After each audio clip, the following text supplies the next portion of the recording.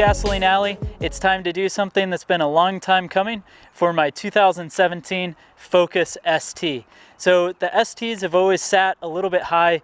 I mean, that's pretty normal for a factory car, but it's time to get this one a little bit lower. So what I've gone ahead and done is I went and purchased a set of H&R springs for the car, and it's time to drop it down. Now currently it's still sitting on the 18-inch snow tires of mine, but that's okay. We'll change those out pretty soon. Up here in Massachusetts, it's about time to switch over to summer. Not quite there yet, but we'll get it dropped first, and a little later on we'll go ahead and put the summer wheels back on. But let's get started.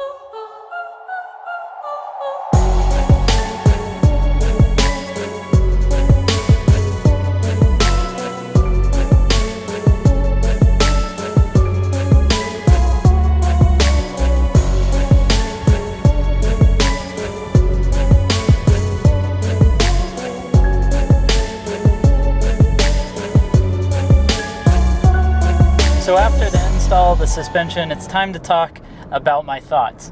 So I've got to say, first off, it's absolutely worth doing.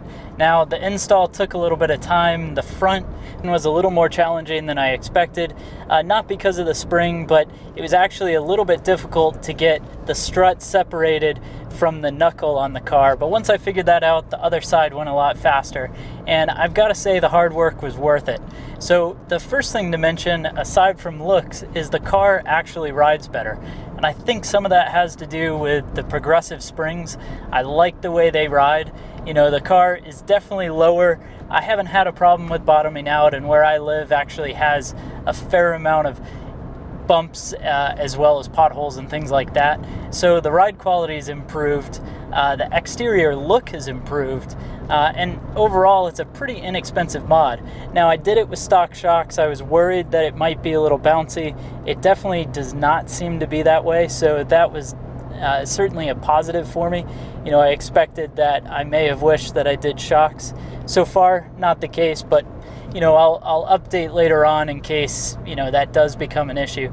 But H&R does say these can work with the stock shocks, and they definitely do. So it leveled out the car a little bit. It definitely looks, in my opinion at least, so much better. You know, I can't wait to put the summer wheels back on, because the winters are not the best wheel choice for this car, but they're the ones I have, and they got the snow tires on them, and they're about to come off. But overall, I think the look, you know, hugely improved. I definitely like the way the car looks now. I do think it is just slightly squatty. The back of it does go down just a little bit, but aside from that, this was totally worth it.